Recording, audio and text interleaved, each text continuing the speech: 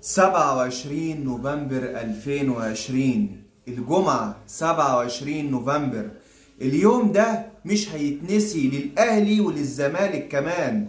اليوم التاريخي في دوري أبطال إفريقيا، أول نهائي في البطولة من سنة 1964 بيتلعب ما بين فريقين من بلد واحد.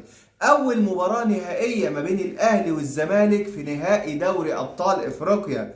مباراة مش هتتنسي أبدا. المباراة اللي الزمالك لعب فيها وسيطر فيها، والأهلي برضه لعب وسيطر، ولكن قفشة بالقضية ممكن في الدقيقة 85 والثانية 45 قدر ان هو يخلي الاهلي يحقق التاسعة الافريقية، ويخلي الزمالك برضو يحلم السادسة بالنسبة له يفضل مستمر الى ما شاء الله. زي النهاردة كده من 5 سنين الجمعة 12 ربيع اخر 1442 الموافق 27 نوفمبر 2020، زي النهارده كده من 5 سنين يوم تاريخي للنادي الاهلي، وكان يوم مهم جدا، ولكن كان يوم صعب لنادي الزمالك لما الاهلي حقق 9 القابه من دوري ابطال افريقيا. نهائي عمره ما يتنسي ابدا للفريقين، مش هيتنسي الجمهور الاهلي. القضيه ممكن والزمالك وجمهوره هيفضلوا متذكرين هدف شيكابالا. زي النهارده